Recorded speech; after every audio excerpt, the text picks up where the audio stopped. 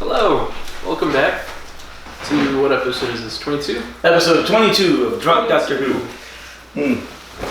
Yes, and this episode is about the Massacre of St. Bartholomew's Eve, the 22nd serial of Doctor Who. Why do you do this? Well, kinda. Well, more notably the Catholics. Alright, Catholics. Anyway, alright. Anyway, it was only 4 episodes this time. I forgot to write that here. I forgot to cheat it. Put 4 episodes. Here, here's an eraser. Thank you. You're welcome. Alright. Anyway, so only 4 episodes. The Massacre of St. Bartholomew's Eve, commonly just referred to as the Massacre because it's a long title. But as you see on the disc, it actually says the Massacre of St. Bartholomew's Eve. These 4 episodes were aired in February of 1966. And it's interesting because this is the first time that they have a doppelganger. Well, the second time they have a doppelganger for the Doctor. There was a doppelganger robot for the Doctor previously, but and Hartnell played both. Well, look-alike case of mistaken identity. Right. And Hartnell plays both. And in fact, there's 4 episodes, and in the middle 2, the Doctor isn't there at all. I mean, the Doctor's not there for the middle 2. William Hartnell is playing the Abbot, because the Abbot is the Doctor's doppelganger. Not even in the second episode. Well, barely. Remember, they see him from the window upstairs. He has a cameo, essentially. And then has a short part in the 3rd episode. But yeah, I think Hartnell needed a vacation, which is good. We all need vacations. Speaking of which, I'll be taking a vacation in late May, so we'll have like 3 weeks or something. It's a 2-week vacation. So we'll have 2 weeks where we won't have any Drunk Doctor Who in late May. But that's okay. Everybody needs a vacation. Anyway, what the? I don't know if they can see that. Sure they can. You're writing down everybody who was even theoretically the bad guy. Okay.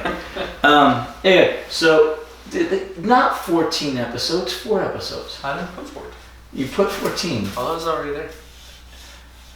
Alright, 4 episodes. Alright, from February 5th, 1966 to February 26th, 1966. Anyway, this was, like I said, reconstructions, which is kind of hard after all the previous reconstructions. The good news is the next serial, The Ark, is not reconstructions. That one exists. Yeah, that one exists. Is The Ark another sci-fi? Yeah, another sci-fi. And then the one after that is also science fiction, The Celestial Toymaker. But 3 of the 4 episodes are missing. So, is it safe to say the majority of Doctor Who episodes are now sci-fis? Like they look the model of pretty much. They go back occasionally. Sci-fi. Well, they go back occasionally, like the Massacre of St. Bartholomew's This one's the occasional one. No. Yeah, about every third. Every third episode. About every third. So, 3 from now is the Gunfighters, which go to the Old West. Okay, and then 3 from that is the Smugglers, where they go back to. Yeah. Okay. Where they go back to ancient England. So, yeah, the Moffat bucket. So anyway, Moffat. Hey, last time I fell asleep. I will not this time because I drank copious amounts of vodka last time.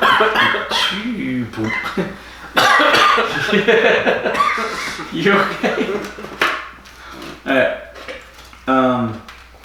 So anyway,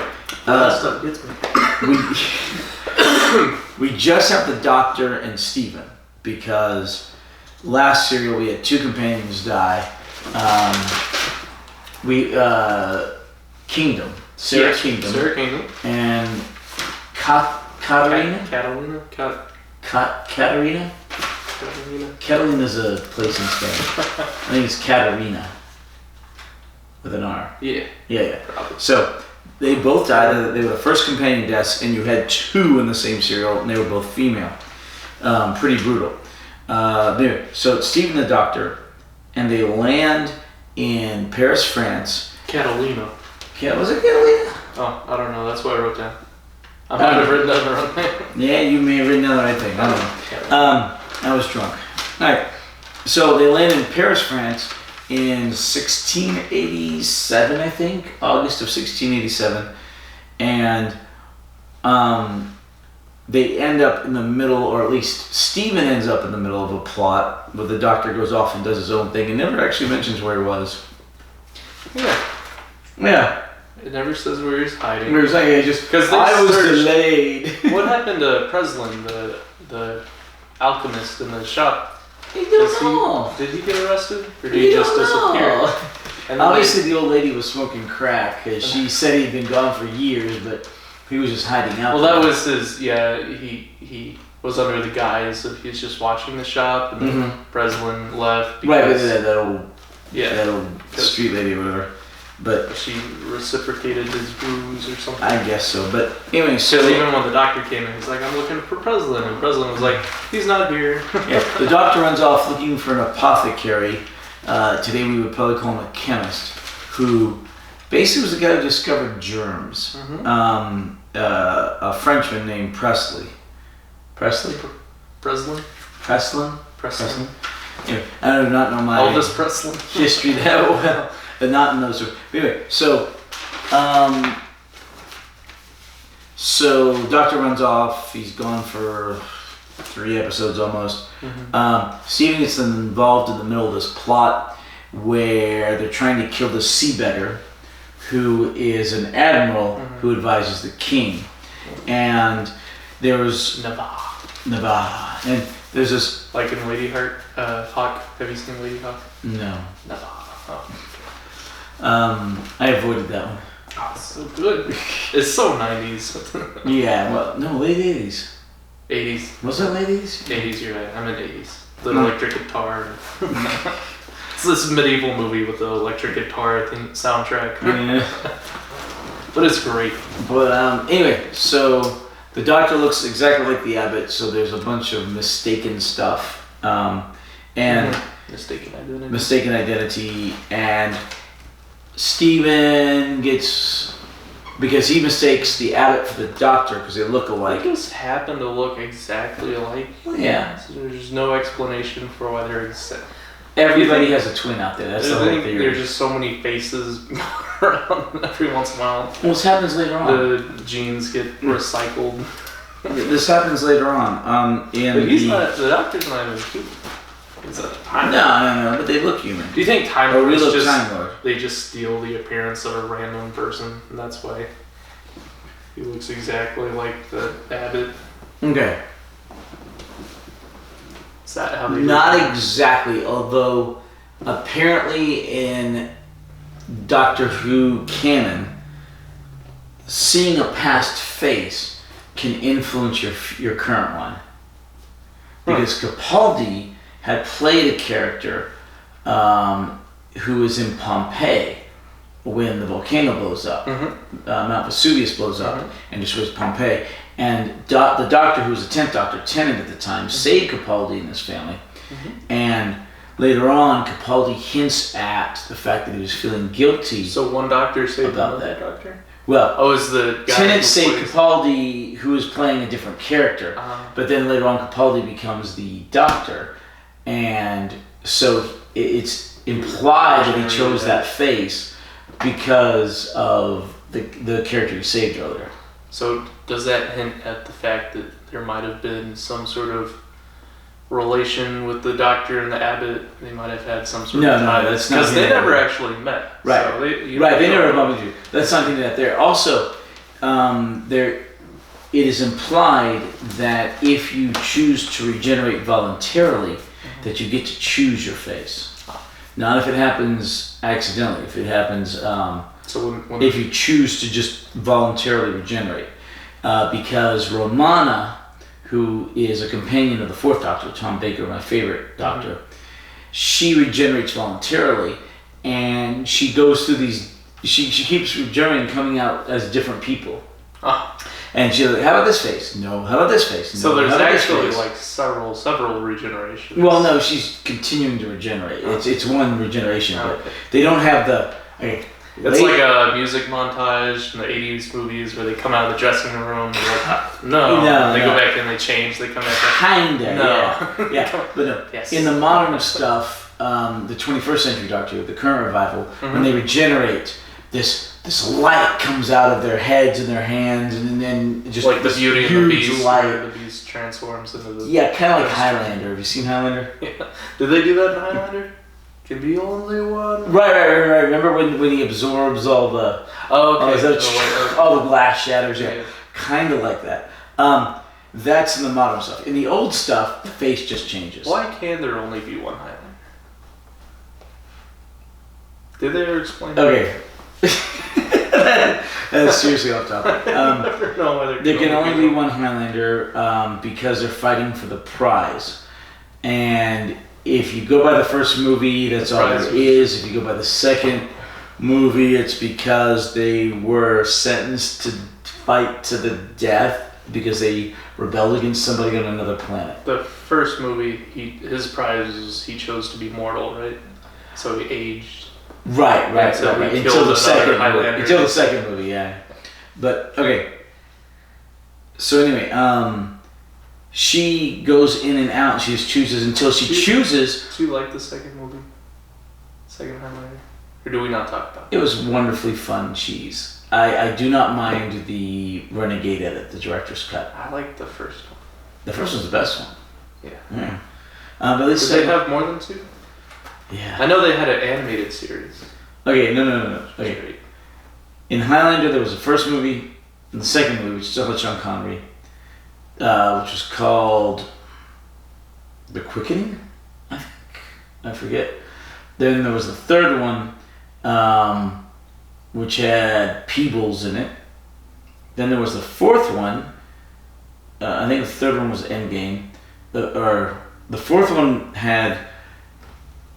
McLeod was in all these, and the fourth one, and then there was a TV show, okay?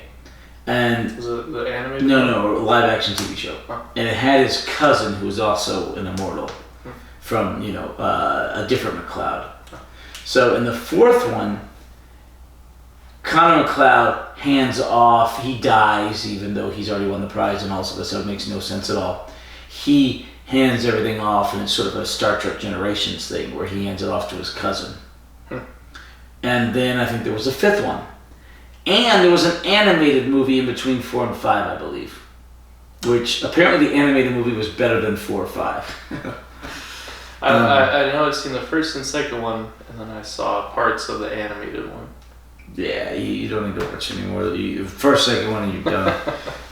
And even that's a stretch. Alright, so you're talking about the continual regeneration. Yeah, so Romana goes in and out, and she chooses different faces, and there's like, nah. So she finally settles on the princess from the previous serial. So the lady who played the princess is now playing Romana, and the actress, she's now playing Romana, and so she got to choose the face. So we're talking about the 13th Doctor? No. This is the 4th Doctor. One of the 4th Doctor's companions, who's another Time Lord. Oh, okay. Yeah, he has a companion who's a Time Lord, and not himself, which is interesting. Because sometimes he's his own companion when it's a different Doctor. But so Romana chooses the face of the princess. So it's implied that the face you have now, if you regenerate voluntarily, you can choose what face you want. And if you, even when you are forced to regenerate, your current face may be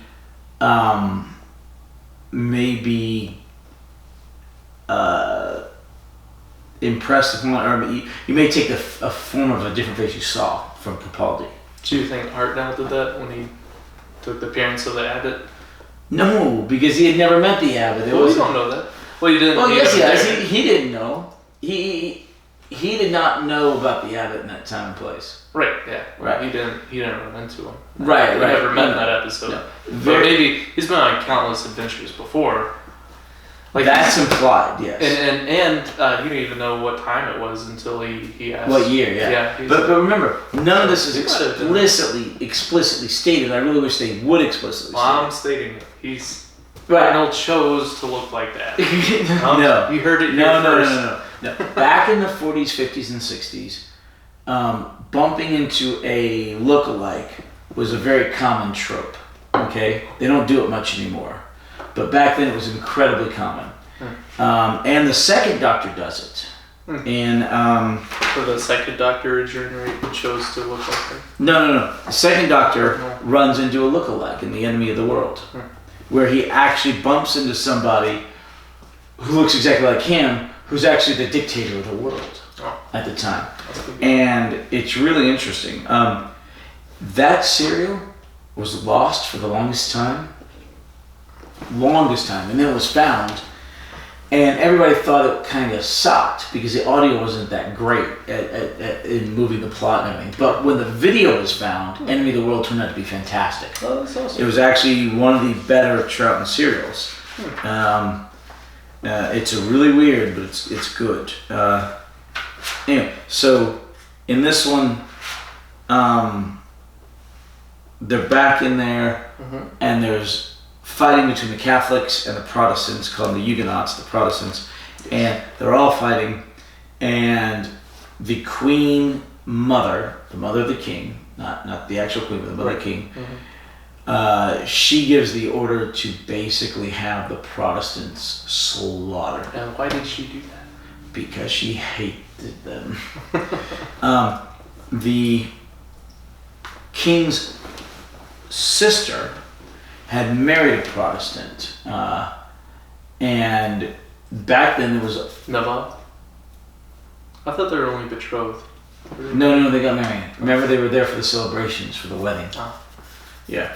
But anyway, there's a lot of tension between Catholics and Protestants, and there were some countries like the Dutch that were Protestant, and technically England, although the Church of England is very Catholic light, it's barely Protestant, if anything.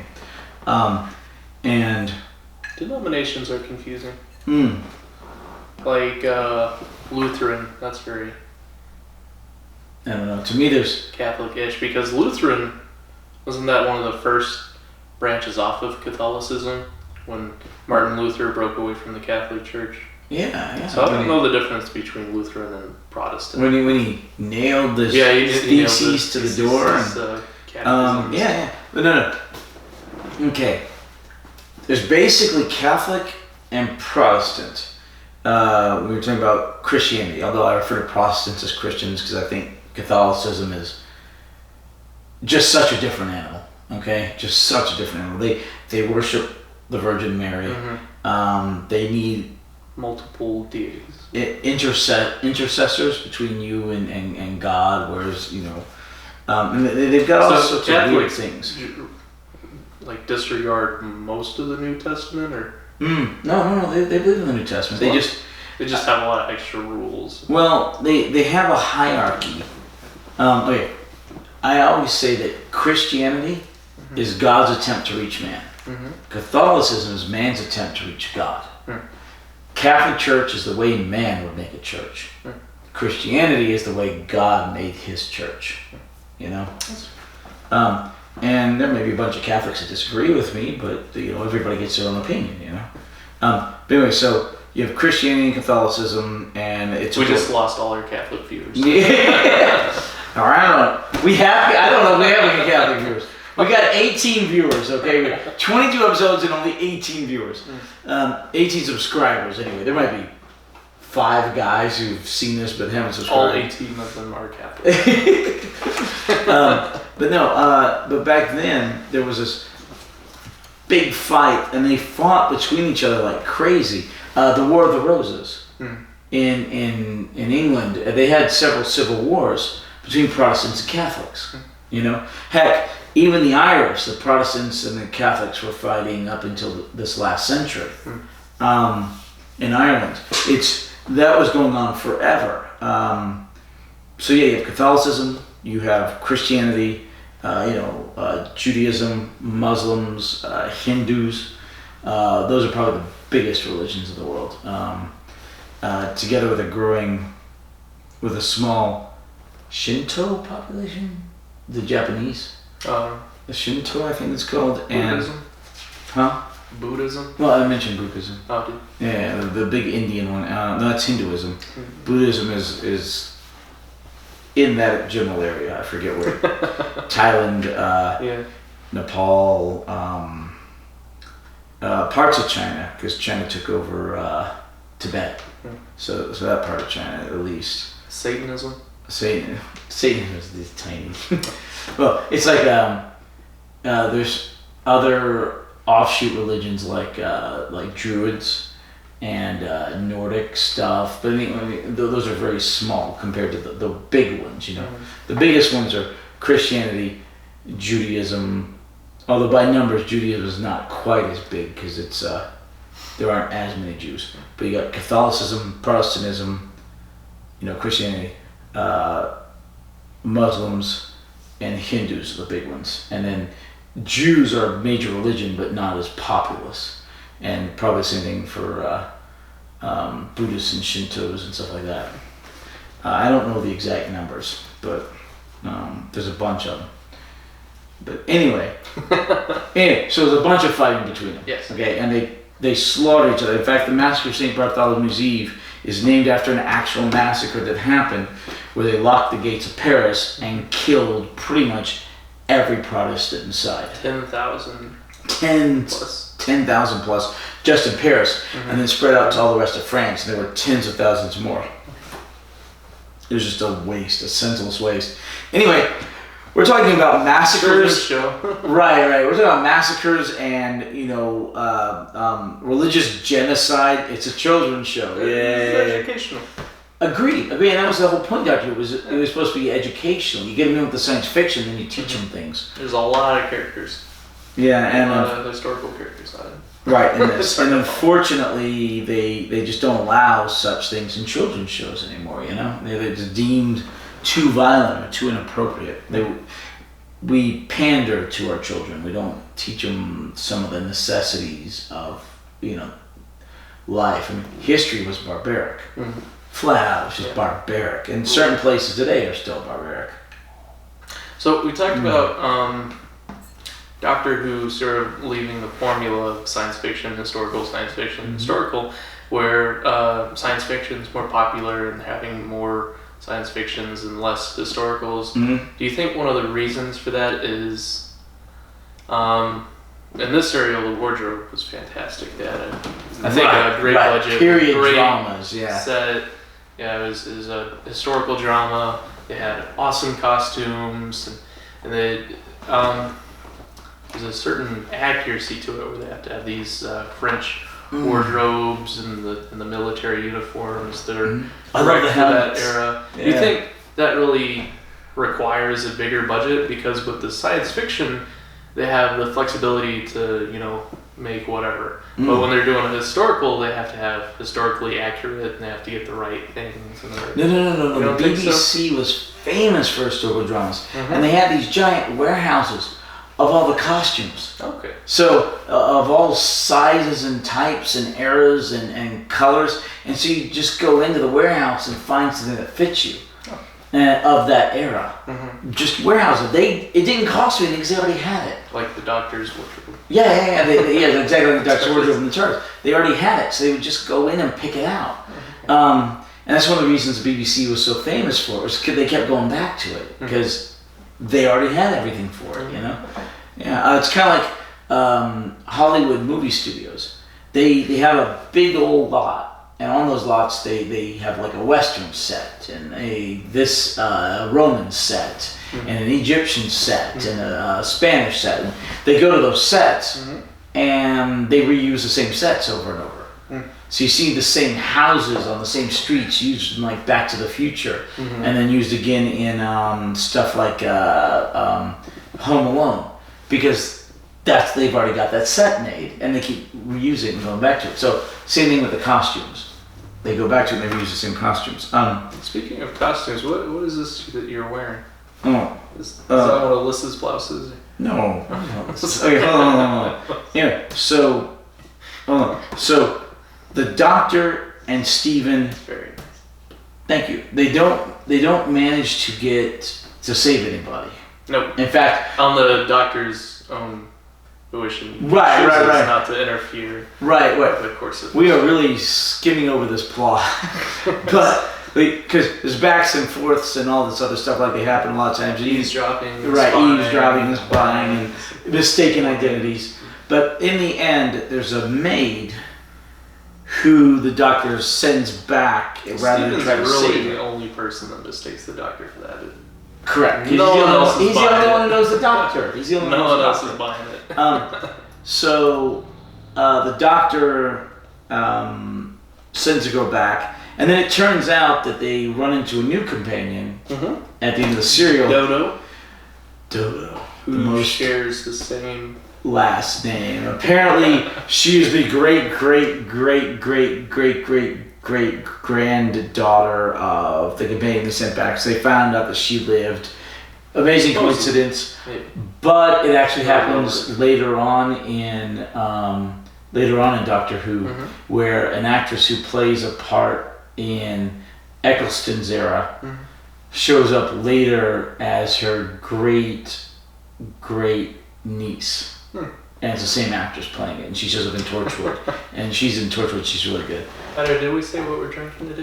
Wait, hold on. About the shirt. Okay, sure. I got this in Egypt. Egyptian. It's an Egyptian shirt, Egyptian cotton. Makes sense. I think it's actually supposed to be pajamas. Oh. But it looks very blousey. Yeah, I really like it. It's just fun. I've got one. Comfortable. It's comfortable. I feel that. Oh yeah. When it gets nice and hot, this is perfect. And it makes sense. I got it in Egypt. Yeah. In Aswan. But yeah, it's really nice. And I got two of them. I think one in blue and one in either green or gold. I forget. But I think it's supposed to be pajamas, and it came with bottoms. But I don't. I just like the shirt. The bottoms also slightly. Yeah, they're like this. Yeah. All right. Cool. Doctor Who. What are we drinking today, Adrian? I'm drinking Russian Standard. As always. Standard. Well, most of the time. Most of the time. I started off with a margarita mix, and then I ran out of that, so I had a glass of Paisano, the good wine. Yeah. Yeah, you forgot to bring beer or wine this week. I got food, but I forgot the beer. That's okay. You traded food for wine. It works. All right. So anyway, the Doctor and Egypt. Stephen told Gaston and Nicholas when they asked him what his story was. He's like, I'm a traveler. I was traveling. Like, where are you from? He's like, where have you been traveling? Egypt. Right. Like, how do you not know what's going on? I was in Egypt. Right. And it's true. There's a pause there. And it's true because he had been in Egypt during the Daleks' Master Plan. They stopped there when the monk was trying to catch up to him. Right. Speaking of the monk, what happened to him? He got abandoned in a Arctic place. Yeah, we don't see him again. We never see him again. We never see him again. It's sad. He's done. He's gone. And how did he get stuck there? The Doctor sabotaged his TARDIS again? Something like that. I don't remember. Dude, I don't remember either. We were really drunk. I kind of went to bed. So we never see the monk again. The time meddler. He's gone. This serial had incredibly few pictures. None of the episodes survived. And most just of them pictures were just faces photoshopped onto bodies. Then they'd take the body and they'd drop it out and they'd move it, and that's they had to get really creative to reconstruct this one. They took the pictures, they photoshopped, cut them out, and put it on a different background. Did that a lot. You still get the idea of what's going on. Yeah, they did a great job. And it may be a fantastic serial if we ever got the video, but it doesn't translate as well with the Photoshop cutouts, you know? I thought it was good. It was hard to follow. There were a lot of characters. Mm-hmm. Well, they're all actual historical characters. See what's going on screen. Right. It actually happened. You know, the thing with the tennis racket where he broke his tennis racket. Yeah, for some reason, it's recorded in history that he broke his tennis racket. Well, he was proud of that tennis racket. He was proud of his friend too. But so the whole thing that starts everybody killing everybody is the Queen tries to have the sea beggar, which is the admiral, assassinated because he is Protestant and he has the ear of the king, and the Queen Mother's incredibly jealous of this Huguenot admiral having the ear of the king, so she wants to have him assassinated. So they get this assassin who's really famous. What was his code name? Bruno or something? I don't think I wrote it down. Bruno or Bugno or Bono. Not Bono. So they get this guy to assassinate him. And he's Stucco? No, it starts with a B. It's like Bugno or something. Anyway, but he fails. He wings him in the shoulder. Hits him in the shoulder. But he eventually dies to the masses of people and the guards when they give the order. It's kind of like the Star Wars Episode 1. Order 66. Yeah, Order 66 when they go to kill everybody. Episode 3. 3? Yeah. Okay, Revenge of the Sith. Alright, Episode 3 when they go and slaughter everybody. Yeah, it's kind of like that order. It's like just let the mob kill everybody and all the guards are going to kill everybody else.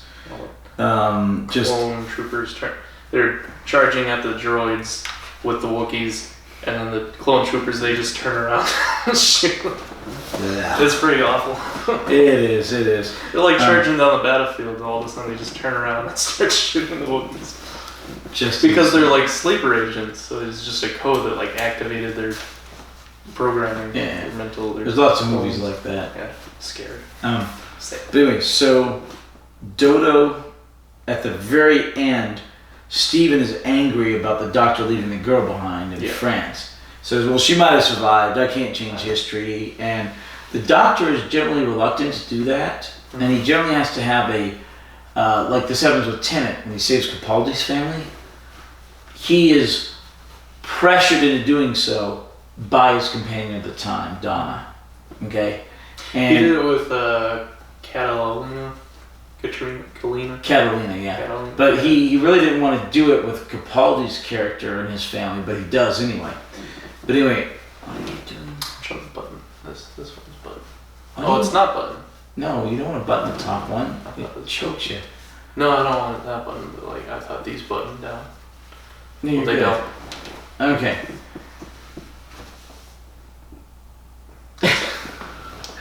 Oh, cool. You might. I have no idea. Alright. But anyway, so...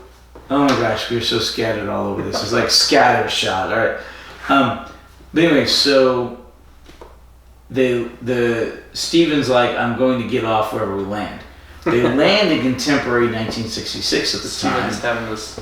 They actually land in February of 1966. Mm-hmm. Stephen walks out, and the doctor has this pause of everybody's gone. Mm-hmm. And he does this soliloquy. He was mourning past companions. He mentioned Barbara and Ian and Vicky and Susan. And Susan, all the past companions at that point. And Stephen. He doesn't care about Catalina, though. No, not Catalina or Sarah Kingdom. Or Sarah Kingdom. Yeah. They didn't travel with him long at all. But he's mourning them and talking about them. And then this girl runs in. Dodo. Dorothy Doolittle or something like that. Short with Dodo. Can we talk about this for a second? Because I'm questioning the doctor's morals again. So. Okay. Talk about what for a second? So here's the doctor. Stephen leaves. The doctor's by himself. The doctor's mourning past companions. He's like, I'm all by myself. I'm all alone. Should I go back to my home planet? None of them understood. I can't. None of them understand. Nobody gets me. I can't change the timeline. And then here we are. We have Dodo that walks in to the TARDIS. Because apparently somebody left the door open. Yeah, Stephen when he walked out. And then he kind of half-heartedly shoos her away. But it says that he thinks that Dodo looks like his granddaughter, granddaughter? Susan. Susan? Yeah. So do you think he just kind of abducted her at the first chance he got? Well, he doesn't. They're like, cops are on the way. He's like, well, we're leaving.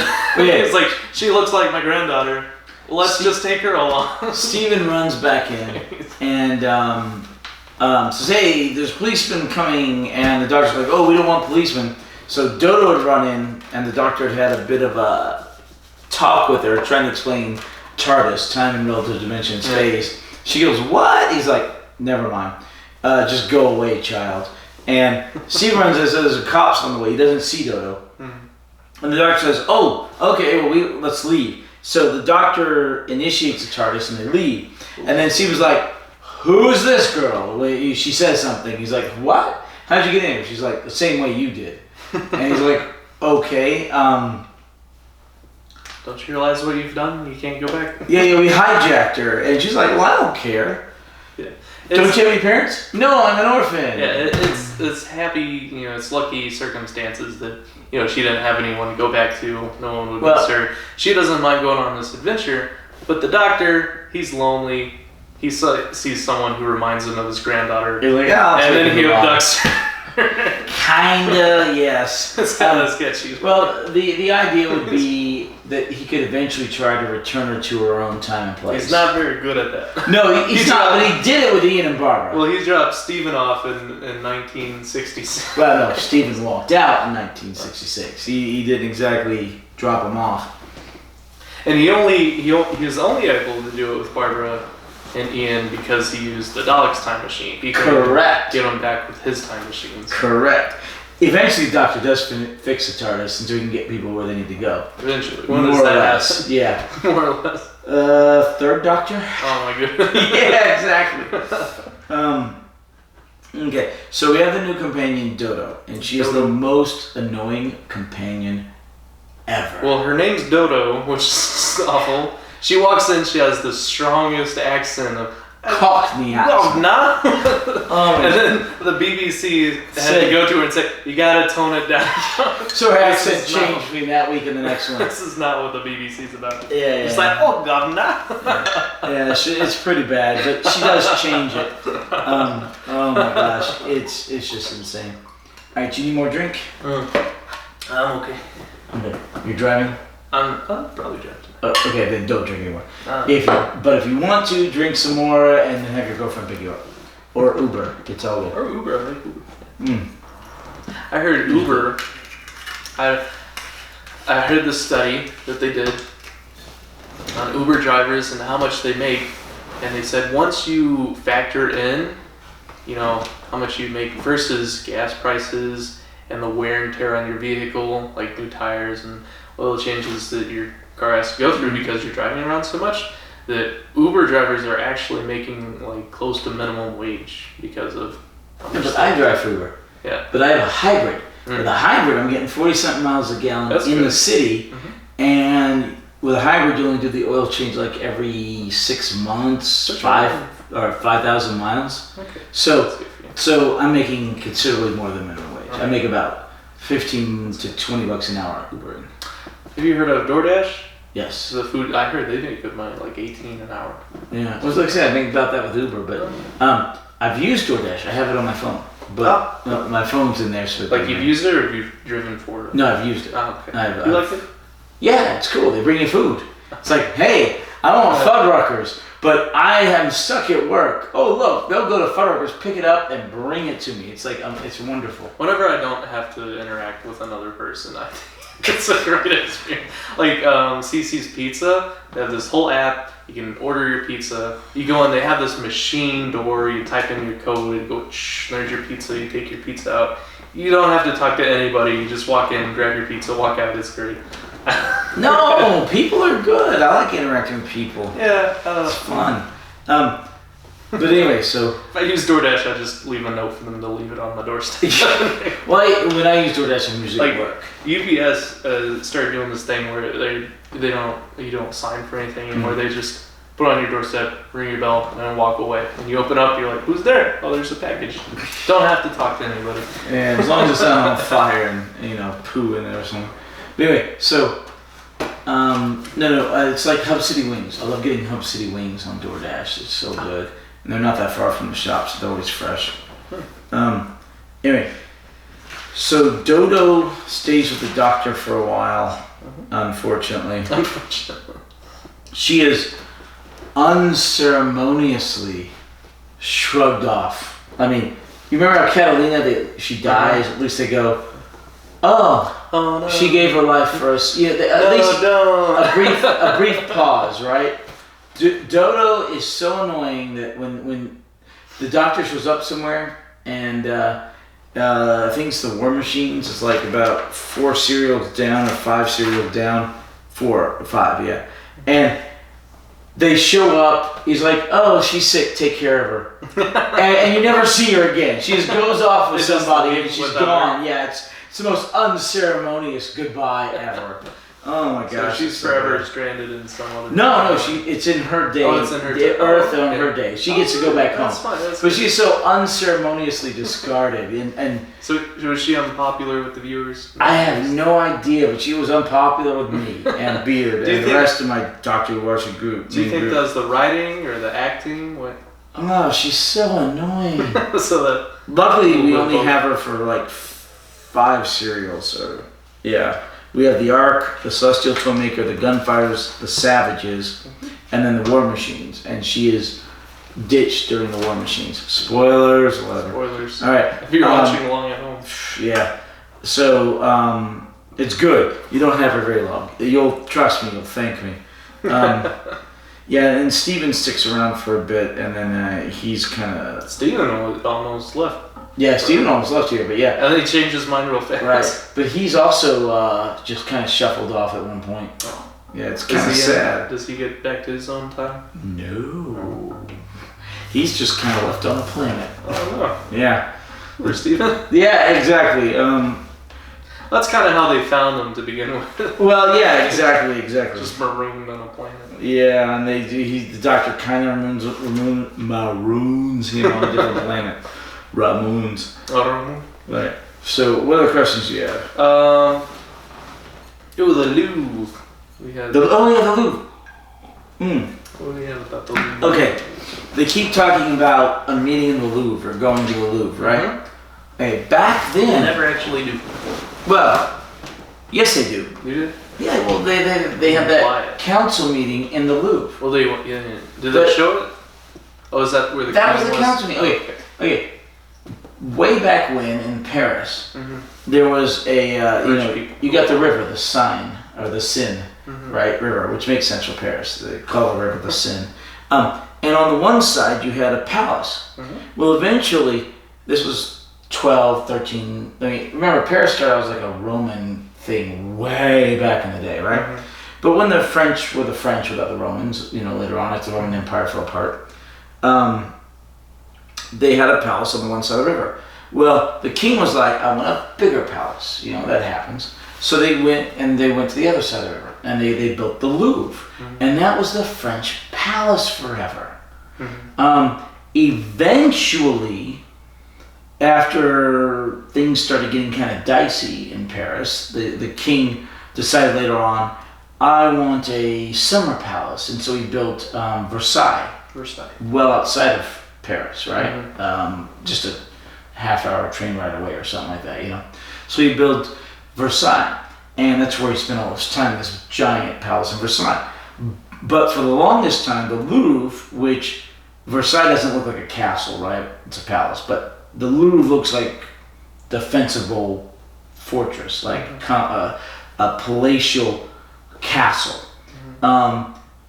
Well, for the longest time, when they say, well, we got this meeting in the Louvre, well, that's because that's where the king was. That was the palace at the time. So when they're going to talk to the king and the queen mother and all that, they're doing it in the actual palace of the Louvre. They're filming it there?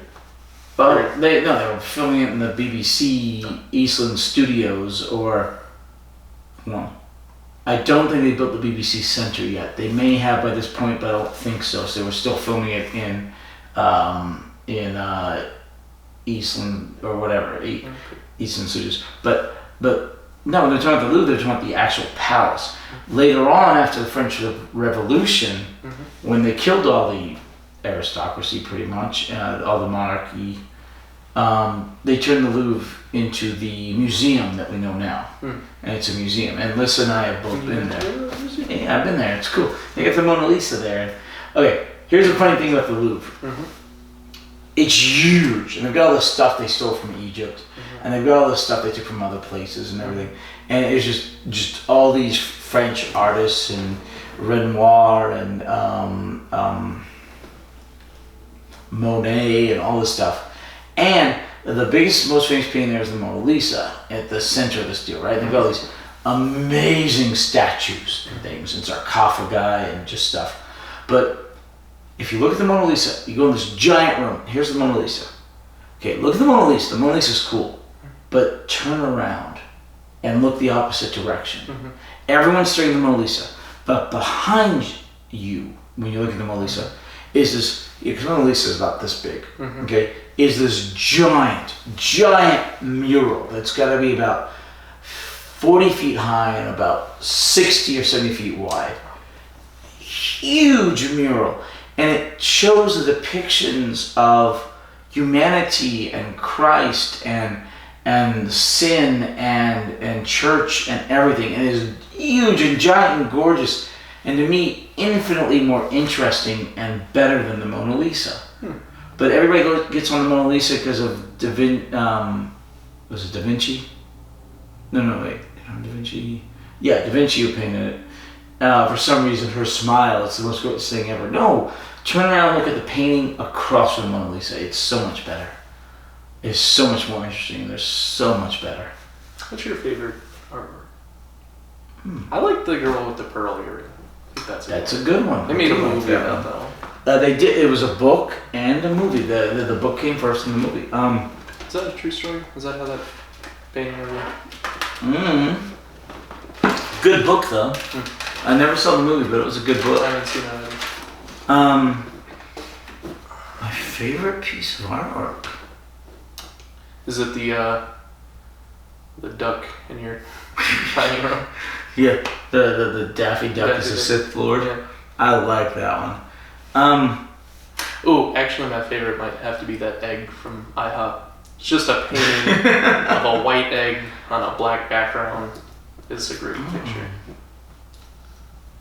Something so aesthetically pleasing about just an egg. It might be Starry Night by Vincent van Gogh. I like Starry Night. Is that because the TARDIS is in that? That's a different one that shows up later. But no, Starry Night is good. I've seen that one. Listen, I got to see that one. I forgot where it was. I think it was in the New York Met, Metropolitan Museum. Did they have the Blue Wheelbarrow in that one too, by Van Gogh? I like that one. Okay. If you go to Paris, the Louvre's great. Don't get me wrong, the Louvre's awesome. But across the river from the Louvre is another fantastic museum called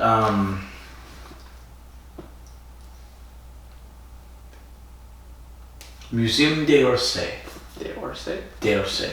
Yeah, and MUDO or whatever, Museum d'Orsay. That one has a lot of amazing pictures by Vincent van Gogh. It is fantastic. And in fact, there's an episode of Doctor Who called Vincent and the Doctor, where the Doctor meets Vincent van Gogh and... Does he cut his ear off? No, but he takes Vincent van Gogh to what is the current day to see how his work is revered and loved. That's nice. Because during Vincent's lifetime... Terribly depressed. Yeah, yes, he suffered from depression, big time. But during his lifetime, Vincent van Gogh only sold one painting. And that was to like a friend of his sister's or something. So here we have the Doctor interfering with the timeline again. No. He doesn't interfere with it. Vincent van Gogh still kills himself. He doesn't change anything. But there are fixed points that you can't change, and that comes up frequently. But what he does is he gives Vincent a little bit of happiness, knowing that his work is regarded very well in the future. But that scene takes place at the Museum d'Orsay, and it is just a fantastic museum. It's in an old train station, you know, one of those big not Times Square, Grand Central Station, big train stations. It's in there. It's so cool. Okay, what's the next question? The Louvre costumes. We talked about the monk. Egypt, which you went to. Dodo. Dodo. Can't wait till we get rid of her.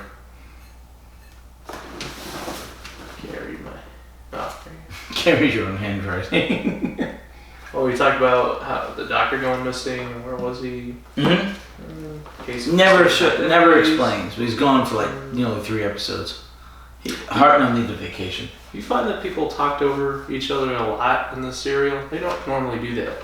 Because you have your script writing and everyone has their scripts and their lines. It's like you say this, you say that, and it's very orderly. Right. But in this one, there's a whole lot of people yelling, especially Gaston. Actually, mostly Gaston. Gaston was pissed. He just yells over everyone.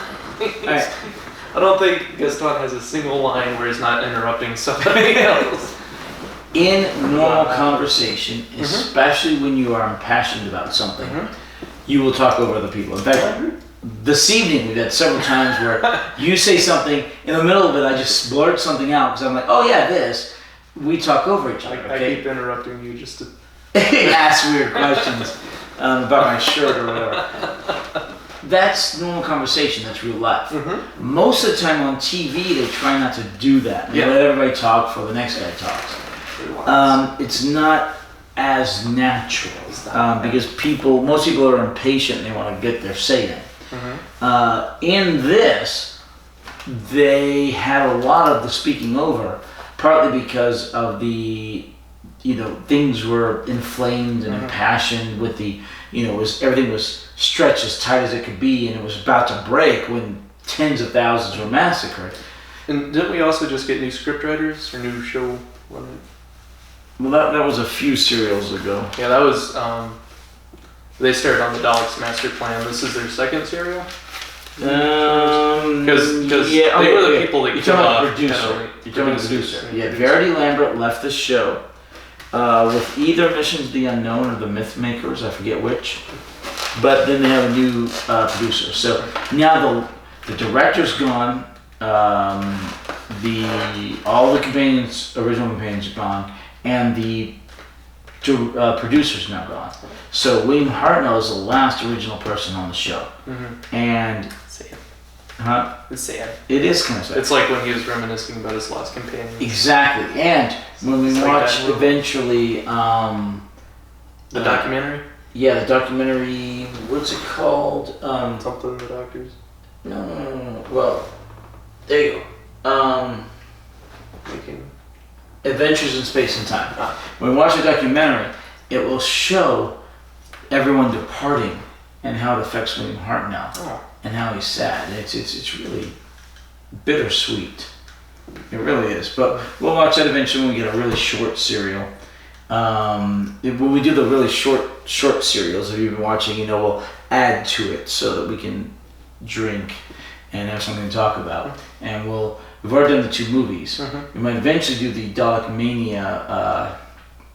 Is that a 3rd movie? Documentary. No, it's just a documentary. But we'll eventually do Adventures in Space and Time. So we're finished with the Dalek movies. There aren't any more? Correct. There are no more. Just those 2? Correct.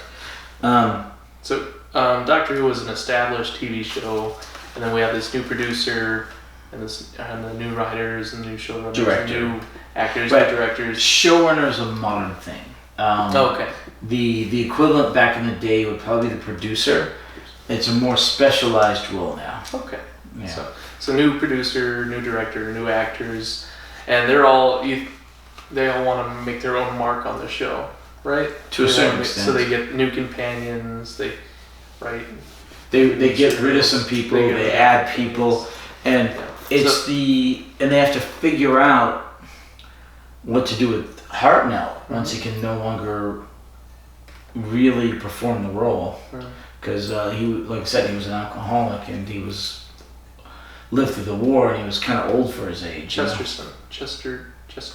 Right, Chesterton. Yeah, exactly. Like they talked about and he flubbed some lines. Yeah. That influenced the writing in the Daleks' master plan, because the little clip of the people talking about the reconstruction, the loose cannon people talking about the Daleks' master plan. They said they were gonna call this one material this one name, but Vibranium. they're afraid that Hartnell couldn't pronounce it, so they shortened it to Vibranium, or what was it? I don't know. Yeah, but they shortened the name of it. Partly so they wouldn't get confused with vitamins, or as they say vitamins. Vitamins. But mostly because William Hartnell might have a hard time pronouncing it. He was getting problematic, which is why they replaced him. They wanted to keep the show going. You think intentionally so he was? Because he's sad about being the only one from the original cast? Do you think he's being sort of hard to deal with on purpose? No. He's well, grumpy. I don't think it was on purpose. I think losing everybody made him incredibly irascible. Irascible, what's that word? Inconsolable? No, irascible. Prickly. Problematic. I had prickly pear vodka. Prickly pear vodka. I had some of that a few weeks ago. But did you like it? It was good. Okay. I liked it too much, actually. Oh, yay! But it made him irascible, and he ended up. But I think it was mostly not that he became irascible with it, but it was mostly because he was having more and more problems with the lines, more and more problems with the general acting, because he was getting old and he was fairly worn thin for his age. And the alcoholism didn't help. Did we say what irascible meant? Yeah, like I said, prickly. Prickly, oh yeah. Problematic. Easily agitated. That's a good one. Easily agitated. All right, what's your next question? I think that's all. Wait, did we have any questions that I didn't answer last week because I went to sleep? And I think we answered those too, because we talked about the monk and how he disappeared, never comes back. Right. We also talked about Sarah Kingdom. Right. I had forgot. I was too drunk and I had forgotten that she died. So I was like, "Where is she?" Yeah, no. She died towards the end. She got caught in the time wave. Yeah, it's just brutal. Last month. Where did I fall asleep in the questions? I have no idea. You have no idea. Okay, so. We make these videos. Mavic Chen dies. I don't even remember him dying. Yeah, he dies. Dies a horrible scumdog death, which he deserved. He got killed by the Daleks? Yep, I think so. Which he deserved. Yeah. Yeah. He deserves. Hanyak. Yeah. We make these videos. Half the time I remember. I'm like, tonight I'll be just fine. Half the time I don't remember, like last week.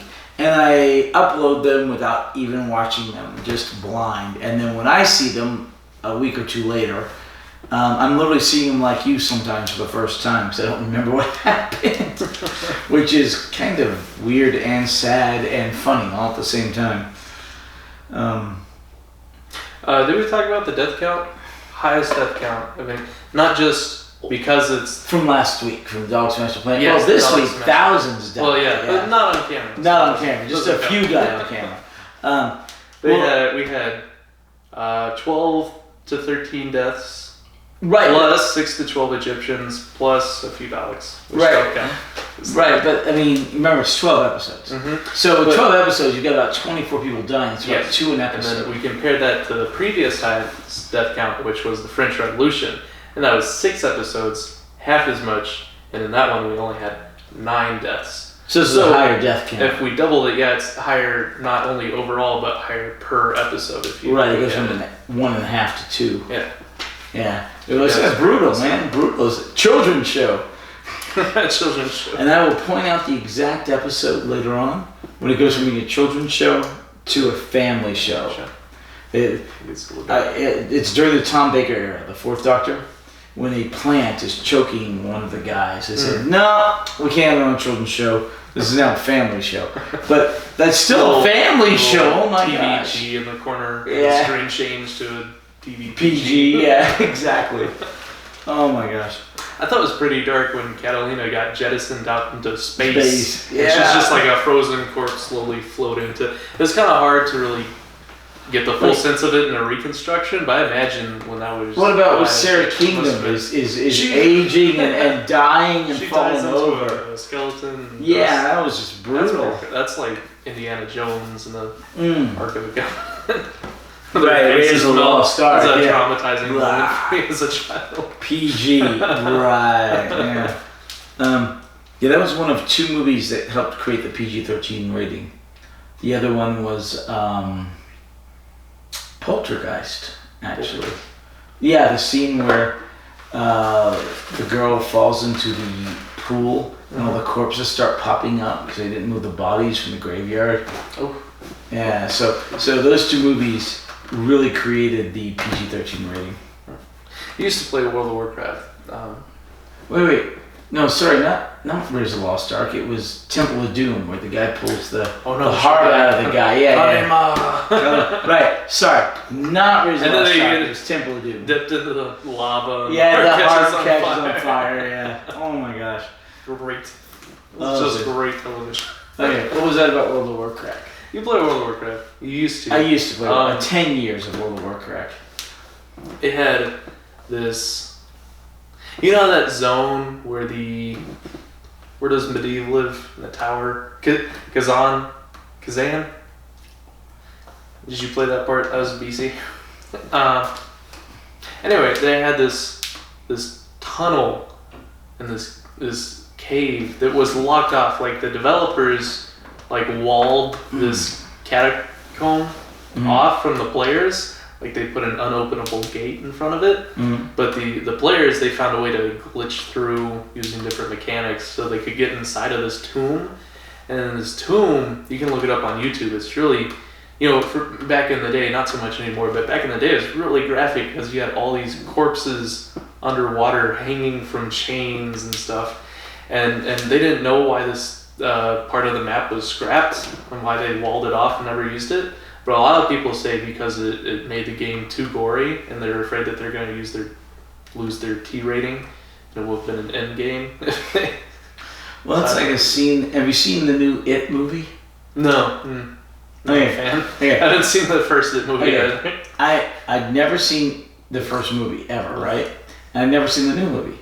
And recently, I bought the new movie for Lissa, and we watched it.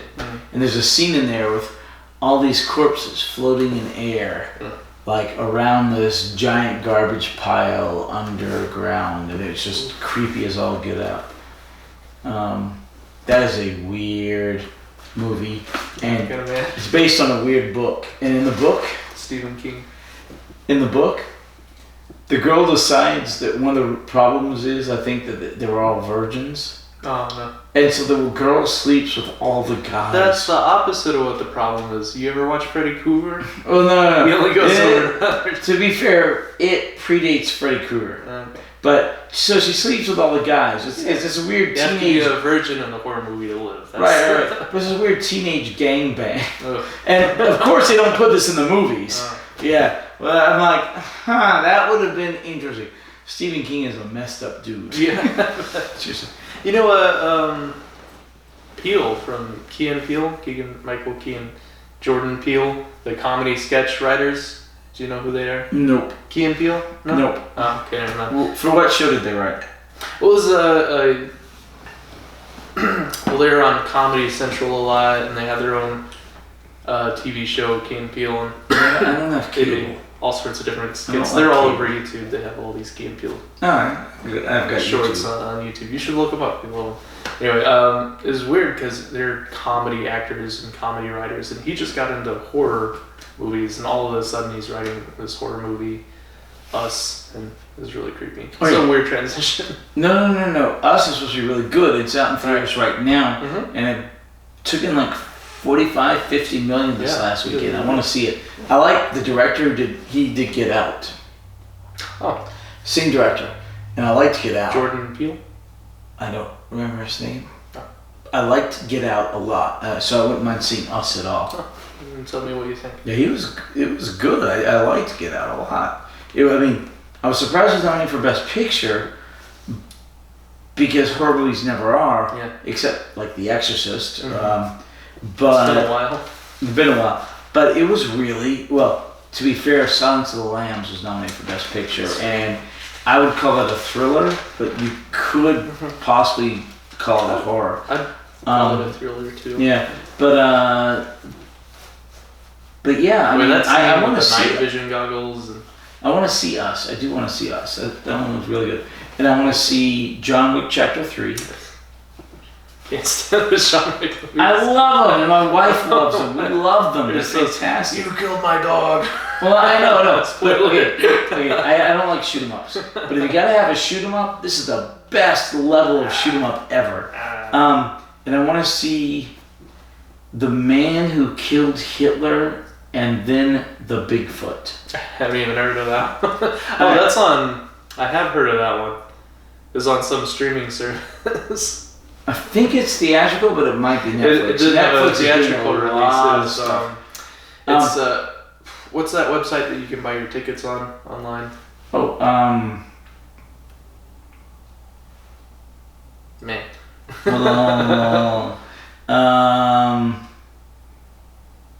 Oh my gosh, I've drunk too much. I can't think of it. Anyway, they sell movie theater tickets, but they also sometimes those like B budget movies that have a theatrical release. They also sometimes stream them, and you can buy them online and just watch them at home. They call it theater at home. Well, I'm like, oh cool, you can watch theater movies at home while they're still in theater. I looked at them, and then all these terrible B budget movies, including The Man Who Killed Hitler and then Bigfoot. And then The Bigfoot. The Bigfoot. No, and I want to see The Man Who Killed Don Quixote. Oh. Terry Gilliam, my favorite director. I've shown you 3 of his movies. One day in theaters, just the one. One day, April 11th, just 10th, one stinking day in theaters. It's a Fathom event. I have tickets for the wife and I took the day off of work, and we're going, and it's going to be awesome. I can't wait to see that. I've seen all of his movies at the theater except Jabberwocky on the original run, because his first movie, Jabberwocky, I don't think had an American release. If it did, I was too young. But starting with Time Bandits, it's his second movie. I've seen them all, and I'm not missing any of his movies, even if I have to drive to Austin to see it, which I did for Thailand. I drive 450 miles to Austin. That I've done that. Oh my gosh, I love Terry Gilliam's movies. I know, but I used to watch all the step-up movies in theaters. Stop that. I gave up on that. Terry Gilliam's in his 80s, I think. I mean, seriously, I don't know how many more movies he's got in him. Hopefully at least 1 or 2 more. Did they ever explain what the Time Destructor did? Or what their plan was with it? Okay. So, you're talking about during Dalek's Master Plan. Dalek's Master Plan. That's my last question. Essentially, the Time Destructor aged flesh. Which makes sense because the Daleks were immune. Right. But it would age the flesh like you saw with Sarah Kingdom. And it would do it across the universe. All the flesh, which is pretty much every other race, would all die. And then the Daleks, being machine basically, would survive and rule the cosmos. Yes. So why did that not work once the Doctor and his companions stole it, and then they're on this desert planet, and they're going, why did it no longer... They stole it, but they made it to a small area. Oh, okay. So the area only affected maybe that planet or maybe a bit more, but on the desert planet, it killed nothing because there was nothing there except Sarah Kingdom. She died horribly. The Doctor. The Doctor barely gets into the TARDIS in time. And Steven too, right? And Steven, yeah. But then it just like falls apart or something, right? It's just no good anymore. Right. Single use. It's utilized. Yeah, it's a single use item. And then once it's used, it's gone. It used all its, what was that material? Unobtainium from... No, unobtainium is a stupid crap from Crapatar, you know? Mavic Shin spent 50 years... Terrarium. That's it, terrarium was from Terra. No, but it's actually from Uranus. Or Uranus. Yeah. It's from Uranus. No, but it's terrarium. It's from, named after Earth, 50 years mining poop from Uranus. Yes. But it was called terrarium. Yeah. So it used all that just aging that one planet. Well, they somehow changed it to just the planet. Because the Daleks used it before in a small radius, and it did use all the terrarium in it when they killed that one alien delegate in that room. They're like, let's test it out. They aged it. Oh god, that sucked. Yeah. Well, they set it to an incredibly small area. Yeah. An incredibly small time frame, so that's why I didn't use it. But when you set it to a whole planet and a really fast time frame, it used it all. Okay. And then, why were the Daleks in such a hurry to betray literally everyone on their council that they... Because they hate everything except Daleks. Why did they make the council to begin with? Because they needed their help to put together... All they needed to was get Maverick Chin. Well, they needed Maverick Chin for the terrarium. But they needed everyone else to convince everyone and Maverick Chin that they could take over the world, the universe, you know, and that they would all... But why would they need to convince them of that if they... Okay, if they just went to Maverick Chin and said, hey, we're going to take over and you can have the soul, so you might be, wait a second. But if you have this big council, he wants to get in. It's a bigger thing. Alright. Cool. Alright.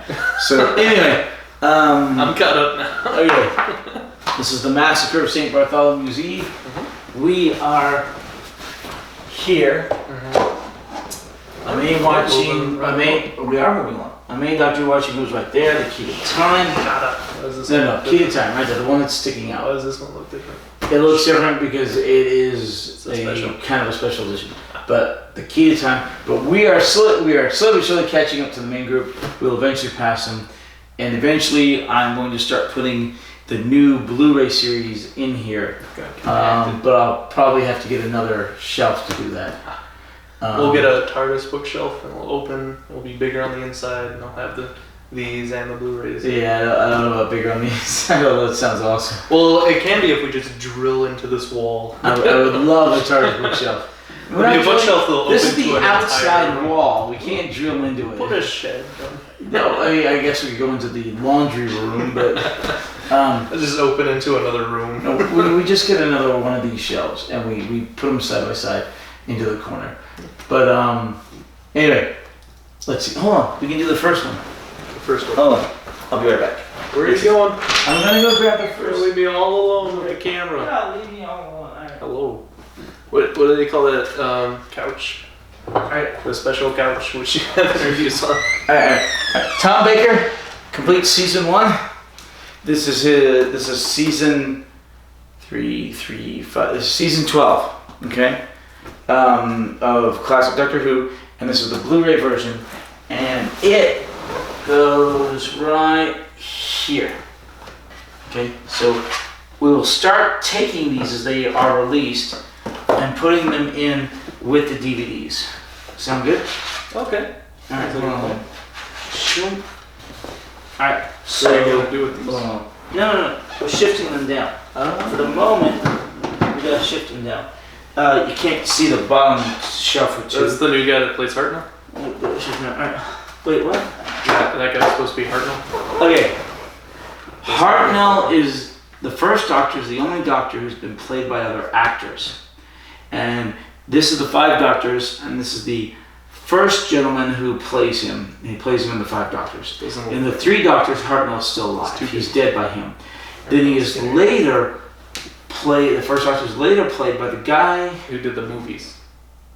No, not the guy who did the movies. You remember Harry Potter, right? Yes. You remember the guy who plays Finch? Yes. The weird, creepy caretaker guy. Yes. He plays William Hartnell because he looks a lot like him. Okay. In both Adventures in Time and Space and in the 12th Doctor's final episode, where he meets the first Doctor. He plays him. Cool. And that is actually, it is actually really cool. Alright, hold on. Shrink. Just, wait. Oh, no. Alright, bink. Thump. And everything's down. Okay. So, alright, so that is Tom Baker's first season. It's now on Blu-ray. That is Spearhead from Space, which was a special, the first serial of Pertwee, because it was actually shot on film. They released that on DVD specially. So this basically replaces these. Okay? This replaces these. Mm-hmm. But we're going to keep them all on here because I have the collection of all the DVDs, but we're also going to be adding the Blu-rays because it's actually a better quality. And that's why I eventually need the second shelf. Then we'll have both shelves. Yes. And so we've added this one, and the fifth Doctor's first season, Davison is out, and I have it, and we'll add that soon. And then Tom Baker's seventh season, for some reason, just came out. I don't know why they skipped from the first to the seventh. Makes no sense to me. I figured you do the second season next and the third, and then you decide to do the I seventh. feel like the BBC does a lot of things out of order. They're weird, but at least they are animating the classic serials that are missing. Not in order. That they trashed. Well, not in order, but I mean, Because they didn't do anything in order. this is